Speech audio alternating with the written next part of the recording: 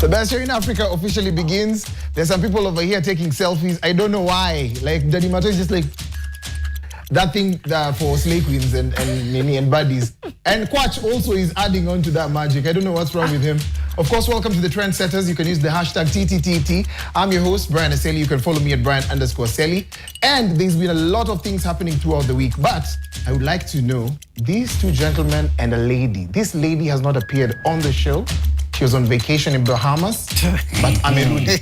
If you saw her in Kariobangi South, that is Bahamas. If you saw her in... You was in Bahamas. You was in Bahamas. All right, we're going to start with the gentleman in a mustard, whatever. I don't know what that is. Do you know what the cumulative age on just this panel is enough to pay your school fees for the rest of your life, to earn wisdom in life. So are you going to say hi or not? Hi. How was your week? How was my week? Eventful. Yeah. It was an eventful week. Chelsea, very whatever. Honor, you've gone there. No, you see, Coach is my boss somewhere. So I'm trying to be nice to him. It's been a very long week. I remember how Monday morning started. He's my boss somewhere. Wacha nikubali tu mkono yangu, mkono mtupu yangu.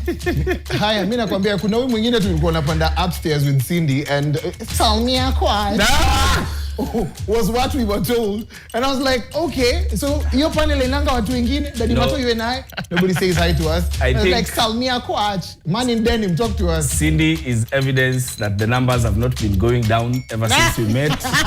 It's been like this. It's now almost 10 years. It's getting worse. The problem is they do not convert. You know, there's just highs. Can we convert these highs? Huh? Guys. Whose fault is that? What do we mean that now when we start pursuing these leads, the leads are not converting? What are we doing? But you see, the constant is you. Yes. The leads might be many, but the constant is you. So you're the problem. 2026, we have to do things differently. I just asked you guys how your week was. Nothing much. These are the Leeds United. I don't know. Hello, the queen of this show. Hello, your highness. Wasalimie tu. If your week was okay, we are fine. Imwaka imekuwa imejaa testosterone. Sasa angalau ni vizuri. Cindy, how are you, man? I like how you hype me, Brian. Okay, every time I leave, I feel I'm in another cloud. Yeah. I'm great. I'm fantastic. For those of you who don't know, sadly, my mom passed on a couple of weeks ago. Yeah. So we've been through that process. We just got back. As low as we don't bury in a week. I don't understand how kina Daddy Mato do it. No, I mean... we need at least a month. We need at least a month. Daddy Mato, tumekuwa tukiombeleza for 1 month. Tulirudi juzi. So it has been surreal. That's all I can say. Sasa, to say pole sana, man. Asante. Your mom was such an amazing person. We see it from you, through you. Oh, thank you. Of course, kuna zile zako, umeongeza, but... Kuna zile niliokota along the way. No. Kule zile zake, amepunguza. Started with greatness, now she's here. Yeah. All right. We're going to jump into the first story. The Presbyterian Church of East Africa, PCEA, has issued a public apology following widespread outrage over a viral video showing one of its clergy confronting a distressing family, Bhang staff, okay? During a burial ceremony in Kiangai in Kirinyaga County. Now, the incident, which occurred during the funeral of a family bank employee, captured a tense moment where the cleric is heard reprimanding the group for attempting to make tributes and sing a chorus. Actions she claimed violated church protocols. She insisted that no unwritten tributes were allowed and that proceedings had to strictly follow what she described as church policy. Check out this clip. At this point, I want to invite our MD and CEO of the bank, that is Madam Nancy Chow, to give her condolences, and then we sing a song. Okay, I'm requested to return back to the church. Tafadhali katika kanisa la PCA we don't give unwritten tributes. Na ndio maana nimesema nirudishiwe. Ndio sasa nipeane nafasi elders wakisikia ya kwamba Kwanza nimesema we don't give unwritten tributes. Ndio maana yule ataongea atajua hiyo ni nini nimesema. We are a great customer, PCA, we are a great customer to the family bank. Na vile tunawaheshimu na nyinyi muendelee kutuheshimu hivyo, si ndio? You know who we are in to you the family bank. Okay? In short, pereka ujiga yako huko. Like that's how I got it. I don't know what you have to say about this. Squatch, I feel like the banning issue is pretty much on your side. Give us the STA version. No, that happens. I was telling them earlier, there's a wedding I went to, and this couple had, it was an SDA wedding, rightly so, as you've put it. And this couple had lived together before the wedding, and they even had a child. Do you know the pastor throughout the sermon was telling the rest of the church, musikue kama hawa. Okay. Hii ni dhambi wanafanya, and they are a bad example to the rest of you guys. But now to this PCA lady, rules are rules. If their church says that those are the rules there, and you've decided to invite them to be the ones who preside over the funeral, then rules are rules. Yes. But also, again, on top of that, maybe what was interesting to me in this clip was she escalated this situation alone. Like there is no one responding. Hakuna hata mtu amekataa. Hakuna hata mtu anasema ati hapana. No, there are people shouting. No, people shouting. No, wale walikuwa wanamshout, walikuwa huko nyuma huko kwa crowd. Kwani mtu akishout ni vibaya? Like, yeah, because I'm looking at this situation. It's quite unique. Yes. And of course, Is it really? Thank you. Is it really? From where I unique? come from? I come from Pentecostal church. Yeah, we you know, us we do not have order. We marry pregnant women. That's how we are. What? No, I'm just saying it like come as you are. But I have a spanner in the works. And if you're from the PCA church, please hit us up on Twitter. Let us know if this is what happens. Yeah. Are these the rules? Because if they're the rules, then what's the beef? You know, Daddy Mato has given us the biggest nod ever. I think the issue is they were not told the rules. But if these are the rules, the same way, I know in an SDA church, you do not get married with jewelry and all that stuff. But Cindy, you're not telling us about your true religion. Lejo Maria. I'm to make it not all women and Lejo Maria. Because listen, just because you're in the city, don't deny your people. No, there are, Cindy, I was going to say it, yes. that there are things that come to you naturally. First was Baba the late. Yes. Second is Gor Mahia. Yes. And the third is Lejo Maria. Exactly. You don't have to belong there. Daddy Mato, I know you have the motarataras of things and how they should be done. And Thank you for using Yeah. that term, motaratara. Yes. The PCA church has been known since its introduction into Kenya as the Church of Mutaratara. Yeah, and you know, since you were there when they were starting the first church. I was not in the... I was actually in your age cumulative. I was actually in the EAPC, okay. not PCEA. Oh, okay. You know what? Pentecostal Church of East Africa. Not that is not the Presbyterian. Yeah. And the thing that we are not acknowledging here is that this was actually an elder or somebody who's been given responsibility to run this function who was panicking from the beginning to the end because she has been given this one opportunity to prove that she can do something like this. She was not meant to be there. Probably Akambiwa, go and try this. And she knows for this to run the way my superiors will be happy with it, I have to do it in the specific ways that we... So I think alirudi akarevise kitabu. Akaambiwa, hii haifai kuhappen, hii haifai kuhappen. Some of the things that other elders have probably just let go of in other functions because they've already proved themselves. Yeah. She needed to prove herself, and so she was panicking because the amount of anger, anguish, pain that she had did not make sense if she did not have this as a foundation. So why apologize if it's Mutaratara? They just needed to explain it to them and tell them, and exactly what she did. Maybe she panicked, but you need index 1. So unafanya kile umeambiwa. Because once it gets to the public and it gets a life of its own, itabidi umesema, okay, let me pull up. Let me select this. Quat, skia. Hao ndio walimpatia hizi rules. Ama implement rules, alafu anafaa kusema sorry. No, it's because sometimes rules can go against your own personal conviction. Thank you. You know, sometimes, have you guys ever met a cop and they're trying to implement a rule that from here to Timbuktu does not make sense. But they will have to implement it anyway because a rule is a rule. For example, sichukuangi hongo. Like usinipe hongo. I'm just saying, we're gonna but I thought you said it's the panel that will get us into trouble. It seems it's the host who's going to get us what into we are trouble. all doing is panel beating. I don't know. Hashtag TTTT continues. We're going to take a short commercial break. We definitely want to hear from you, especially kama uko Presbyterian Church. Watuelejo Maria pia ongezeni pale. Because Cindy, amekataa ku reveal the secrets. Sawa sawa? Let's take a break.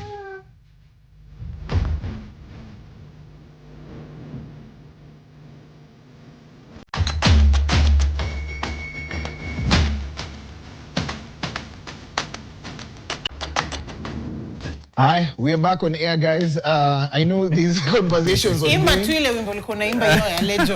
Yes,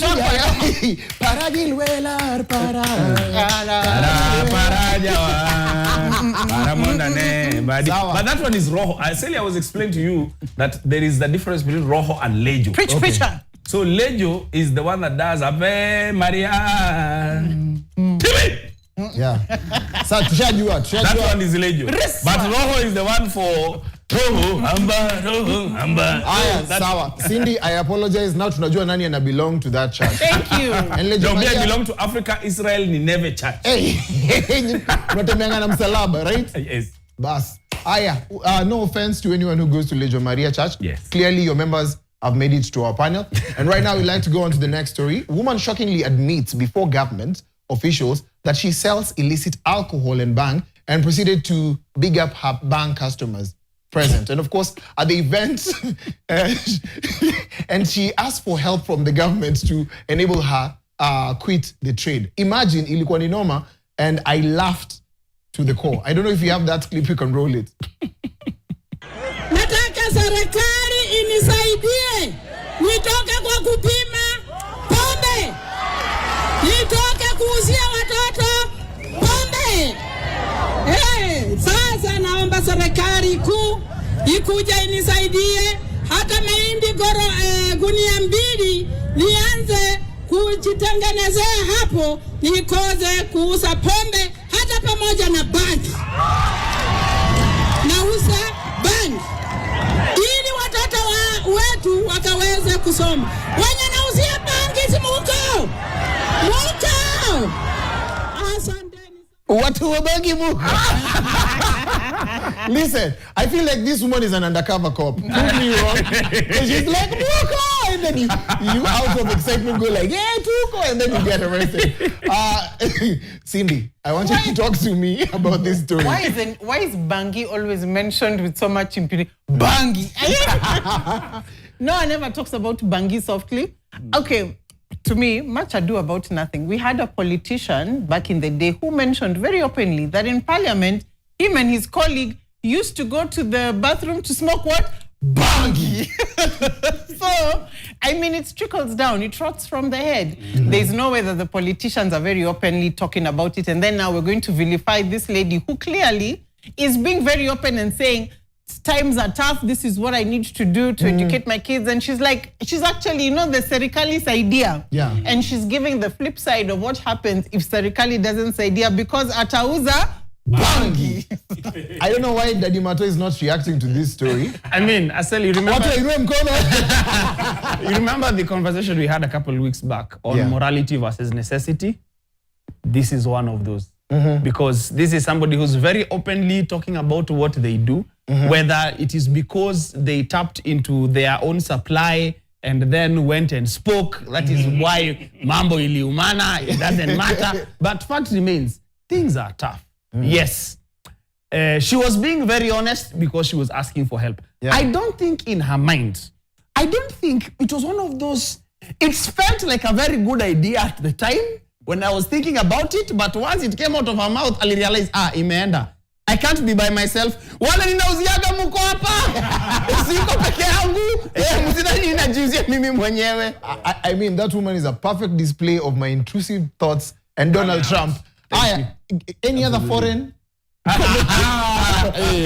Quite, any other foreign? No, for me, when I looked at the clip, first thing I thought was, in her mind, what she was trying to do is she's asking the government to help her do better, to help her be better. Yes. That's what she's trying to see, that if you guys facilitate me, I know it is our collective responsibility to stop drug abuse.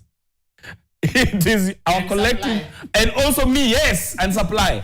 So Mimi, I'm requesting that if you give me 2 sacks of maize, I'll be able to come back to the better. Niwache kuzia watu bangi. But now, on the flip side as well, alcohol brands have been accused before that they do not use their clients for advertisement. So this woman was changing that narrative. So she's on brand. That my clients are here. And I want you guys to know that the product I'm selling has demand. And if you do not help me, the demand will only increase. So that's what she's trying to do. And I hope it does not turn out to be like that other case of, I remember when there is an evangelist that came out and asked people to give in their guns and they would be, they will have immunity. And then they were arrested. So I hope this does not become like one of those situations. I hope watamwelewa tu na wamwambie ile bangi yako nayo either achome ama apeane. Aichome like in intrusive thoughts. Guys, I was just asking. Wachome like in what way? The people who would have arrested her probably her biggest customers. So. My friend, do you know, some of us, it's okay. Hashtag TTTT. What do you think about that story that we just shared? We're going to move on to the next story. Juja man charging 100 shillings. And hii biashara by the imeshika sana. So a business person in Juja is charging Kenyans 100 shillings. Ama shillings 100, depending on if Umsula wrote this story, to use a telescope to view planets in the space. Now, it might seem like a nice idea, but what people are questioning is the legitimacy of the telescope. So as you're looking at your TV screens right now, Umsem is from 2 bays, na kona telescope. So people are saying, it's okay, it's a good idea. We're willing to give you the 100 bob, but hiki tu inaonyesha planets for real, for real. Daddy Mato, what you're suspecting is nika video kako hapo hivyo ndani, mtu anajionea hapo hivyo ndani. Tunatupita tumehangiwa mahali huko ndani. Actually, looking at it, it does look like a legitimate telescope. Because I mean, how many telescopes have you seen in your life, Aseli? One. How many? One. And you see, it's actually the timing is very nice because very soon there is going to be a very big celestial phenomenon that is happening. 7 planets in the solar system are all going to be on the same line. And they shall be visible even with the naked eye. I'm not exactly sure about the date. I know it's happened sometime in February. So this timing is very nice to build towards that. Whoever he is, very entrepreneurial, ni modo wa Juja, kudos to him. I just hope tomorrow morning we won't wake up and then Kanjo are there. They've already told him because they're saying he's causing a disturbance and he's just trying to make a living. Coach, would you pay 100 bob to... The way business people come Mato, they usually can convince you that it is very important to see planets on a line. Like this will change your life. Before you die, make sure you see the planets lining up together. Slowly so that you need red moon. But also I keep wondering, why are Kenyans shocked that someone is charging them to go see space? This is what real estate agents do all the time. What do they, what? And they charge 1,000 They charge 2,000 bob to go see space. And you don't even have to like the space you are seeing. You just have to see it. I saw that one coming. Here's my take. Yes. It's a very entrepreneurial business. I've never heard of this. I think the guy is a genius and he's a geek. And he's a geek who wants to make money. Here's a challenge. Kenyans sadly are copycats. Yeah. Do you remember? Because I remember, because ancient of days, I was here when the first lady, it was a lady, alikuwa nauza kripo jam. Ilikuwa mama moja. Na ilikuwa Uhuru Highway. Siku hizi, everywhere you go, paka ushago kwetu kuna watu wanauza crips. So, kwa barabara ile ya jam kutembea nayo. So somebody will sadly take up this idea and then you'll see telescopes are now all over the place. And now the Dimato has already told us that there is a phenomenon coming up. Someone somewhere is going to go to, I'm not going to mention the website, but the one that brings things from China. You're going to go there and get the telescope that is not legit.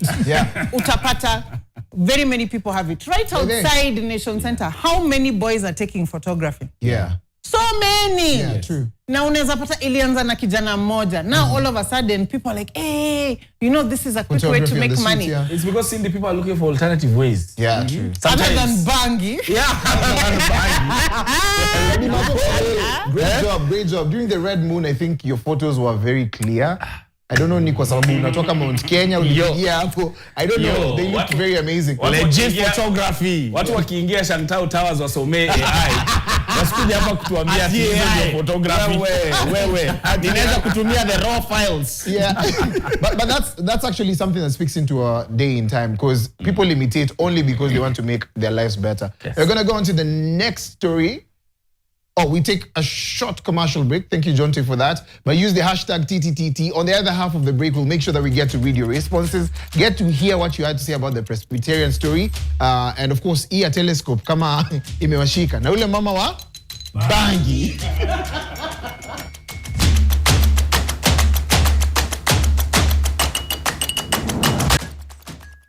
We are back. We hope that you're awfully entertained, or I don't know how you want to see it. But of course, hashtag TTTT, it is Trendsetters with me, most bankable host Brian Aseli. On and off air, the conversations that are ongoing are amazing. I don't know what you can see, lady and gentlemen. Facebook is the most wild place you'll ever meet. It's a very interesting place. Mudui Major Williams is saying, sasa pedi wangu ameanza confessions. Naja tupea brief. Kidogo sasa si atapeana list ya customers. Someone else is saying, this is staged. This is body blessed. Yeah. He's saying that this is stage managed ndio watuambie pesa ya nyote imemsaidia kutoka kwa banki na pombe. The last one from Facebook, Frederick Muchora is saying this is someone's project. Take it to the nearest bank. Shortly after, she will feature somewhere totally transformed, courtesy of a certain politician.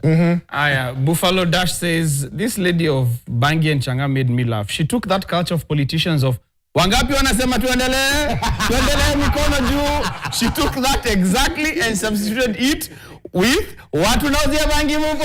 Hebu nione kwa mikono watu wangu wa bangi mupo. Mwisema tuanze bottom. Tukienda up.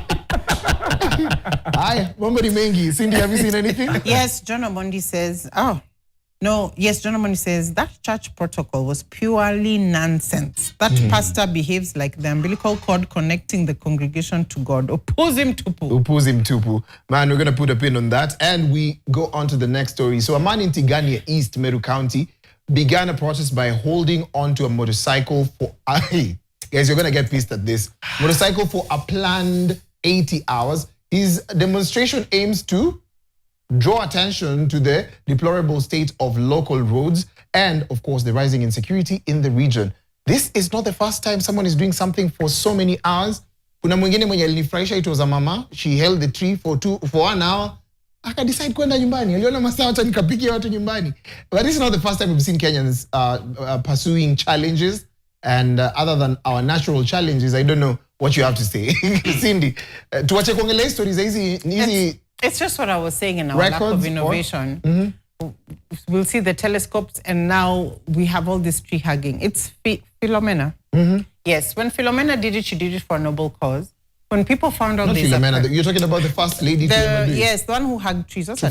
Trufena. Yeah, Mudoni. When Trufena did it, she did it for a noble cause. She wanted to create awareness. She was not doing it for the prize money. Eventually, when she got prize money, Kenyans being Kenyans and times being tough, they're like, I hear people hugging trees. Did you see here? There's an old man who was hugging a tree. I don't know for what. Then he was busted taking a break. Yeah. And then somebody was telling me, Ebu Rudi, watu wanakuja. Yeah. It's absolute nonsense. There are other ways of creating awareness. You don't have to copy and paste. And then what he does, it waters down the value of what you're saying. Yeah. Maybe for real, what he's trying to do is a noble cause. I mean, nobody wants road accidents and whatever. But surely, must it be atiuna shikilia? It's, I don't know. You know, one of the things this challenge is annoying. You know, one of the things we must start doing is we must start giving a blackout to these people now. Okay. Yeah. Because now these people are doing, this is like rushing footballers in a football field. Yeah.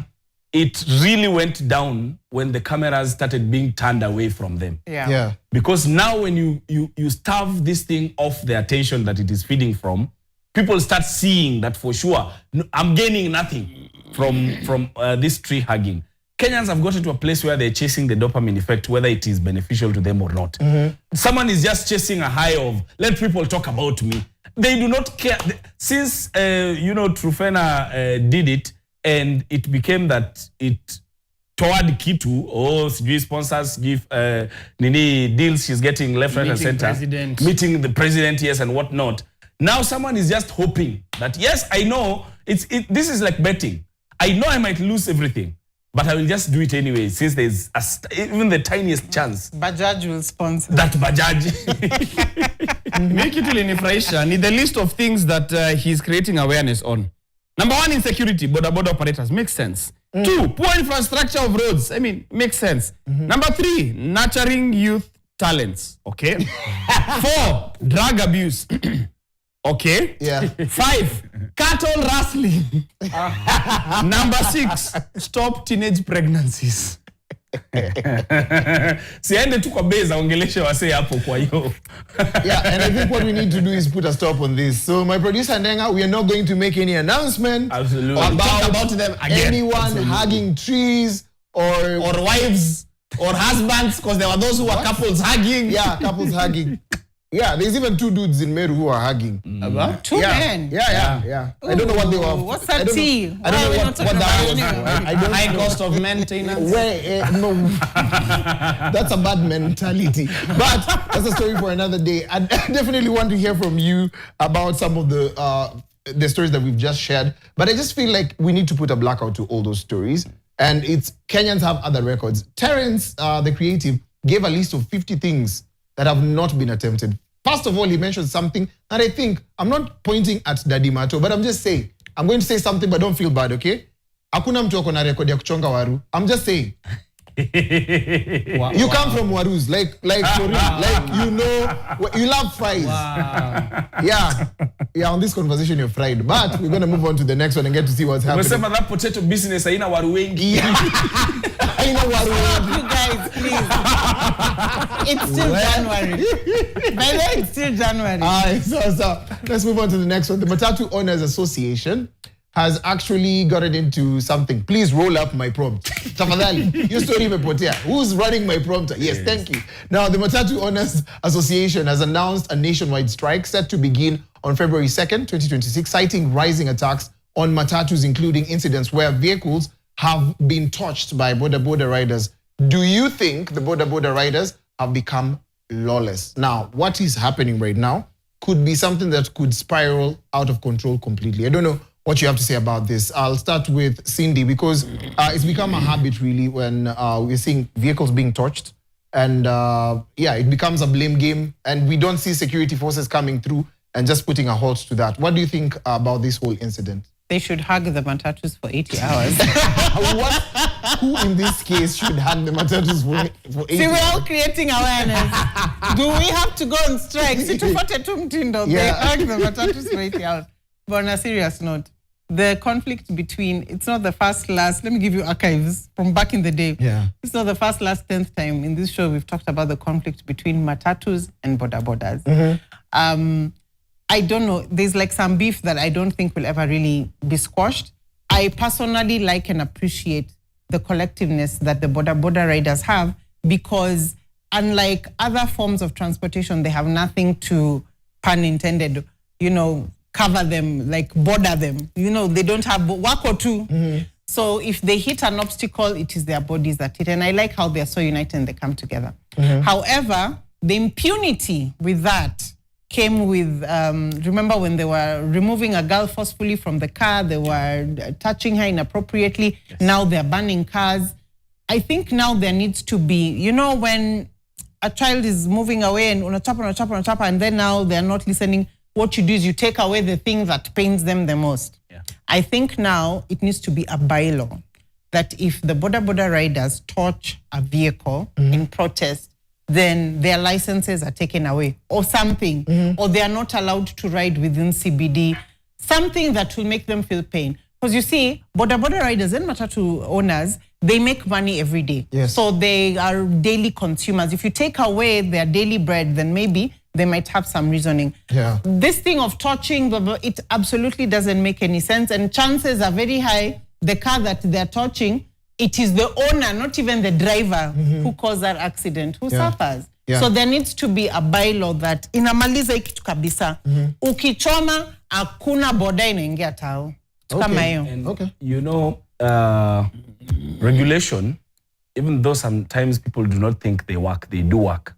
Because you guys remember the Matatu pre-SACCO era. Yes. The Matatu industry was unruly, completely unruly, because each Matatu was operating as a singular unit. Yeah. And they knew that they can get away with it because all I need to do is just not bring it back on the road. Yeah. Like wherever it is, nini iko. But since they brought the SACCOs, that a Matatu has to be part of a SACCO. Now then, it makes it, tracing them becomes easy, regulating becomes easy. And then what the government did is it encouraged the Matatu industry to self-regulate. That is what must happen to the Boda Boda industry. Okay. And it must happen from the importation stage. Okay. It is not about just the Boda Boda problem. It goes beyond. Yeah, it is a huge, complex compound problem because this is an industry that employs so many Kenyans and they get their livelihood from there. And given. it's kind of unregulated if you think about Yes, it. Yeah. but they have tried regulating it for a long time. Boda Boda has their own small organizations. And I've seen, even amongst themselves, I've seen Boda Boda people, because there's also the beef between Boda riders and bike riders. Because these are two different people. They're people who ride their bikes privately. I'm not a Boda Boda person. I'm just a person with a bike. Boda ni Bajaj, bike ni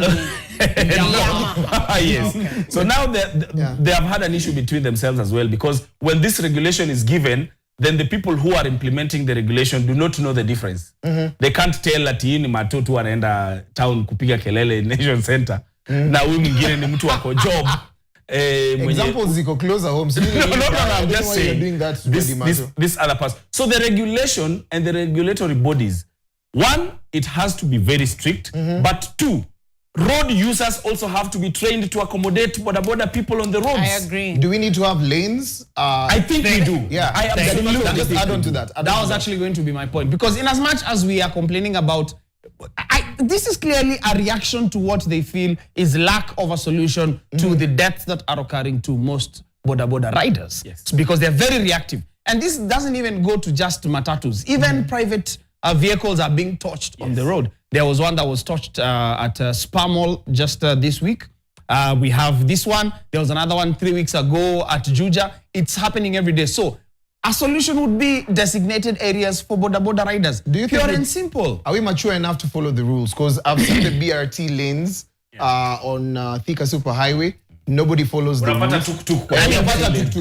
BRT lanes were supposed to be for the BRT buses. It's been 4 years, the BRT buses have never come. You know, so, and we have stages that zilitengenezwa za the BRT buses. Hata hazitumiki mpaka sai. But what is our present problem? We have Boda Bodas that are on the road. And we need a way to make sure that those people stay alive long enough to earn a living for themselves and for their families. And unfortunately, there is a lot of carelessness as well. Let's not forget that. There is a lot of carelessness and feeling that you own the road with these Boda Boda riders. And also even with the drivers as well, who are like, no, I am the one who's supposed to be taking up this part of the road and not you. It's a culture thing as well. And it's a very dangerous equipment. The speed of a car with the safety of a pedestrian.